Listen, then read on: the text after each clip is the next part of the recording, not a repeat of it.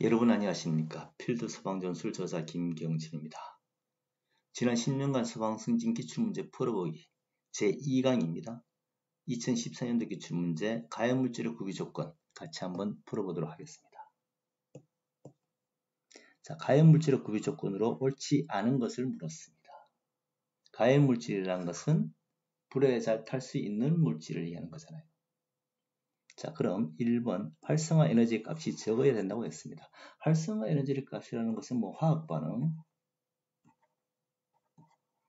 진행을 위한 최소 에너지가 되겠습니다.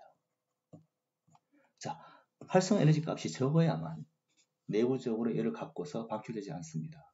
그럼 불이 잘 탈 수 있는 거죠. 이게 맞는 얘기가 되겠습니다. 두 번째, 산소와 결합할 때 발열량이 커야 된다. 산소와 친화력이 있다는 얘기잖아요. 산소와 결합할 때 발열량이 크다는 것은 그만큼 화학 적응이 잘 된다는 거예요. 그건 가해물질의 구비 조건으로서 좋은 얘기죠. 맞습니다. 표면적이 적은 물질에 한다. 이건 틀렸습니다. 자, 표면적이 커야 되죠. 왜냐하면 이렇게 나무가 있다고 봤을 때 이 나무가 산소와 접촉할 수 있는 면적이 크지 않습니다.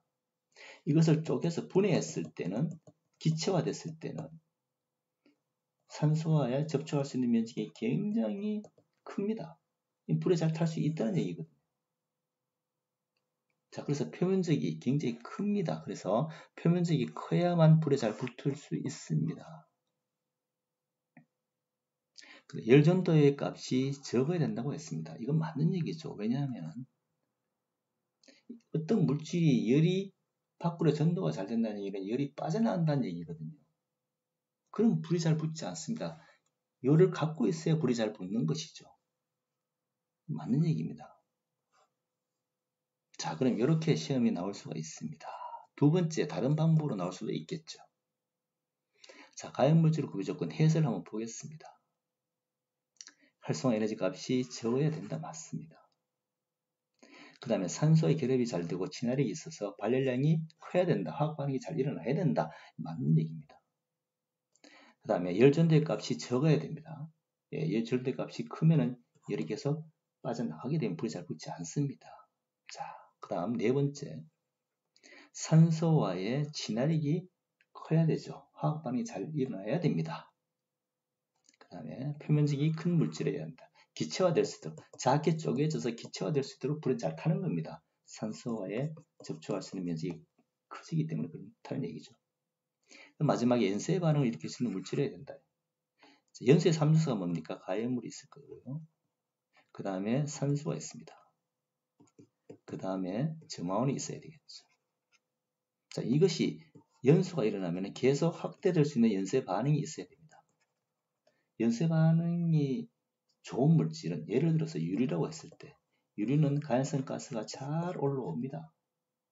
그럼 불에 잘 탈 수가 있겠죠. 불이 잘 확대될 수가 있겠죠. 이걸 얘기하는 것이죠. 자, 그런데 B형으로 시험에 나올 수 있는 것은 우리가 열전도율이라는 것이 있습니다. 열전도라는 것이 뭡니까? 이렇게 촛불에 불이 붙어 있을 때 이게 젓가락을 손으로 잡고 있으면 이게 손입니다. 손으로 잡고 있으면 손이 뜨거워지겠죠. 그럼 젓가락이라는 매개체가 있는 것입니다. 이것이 전도라는 것이거든요. 이 전도가 잘 될 수 있다는 것은 고체화된 것이 열전도율이 잘 되는 겁니다. 그래서 열전도율은 고체가 가장 잘 되고요. 그 다음에 액체고 기체는 자기 분해에서 떨어져 있는 것은 전도 현상은 떨어지죠.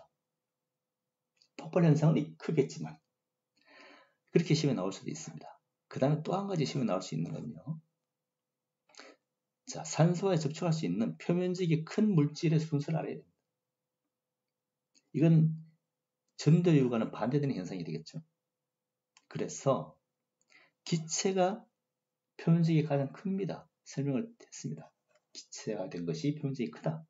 그 다음에 액체고요. 고체는 표면적이 작습니다. 이렇게 볼 수가 있습니다. 그래서 A 문제, 그 다음에 B형의 문제가 나올 수 있고요. C도 문제가 나올 수가 있습니다. 세 가지를 알아두시기 바랍니다. 이상입니다.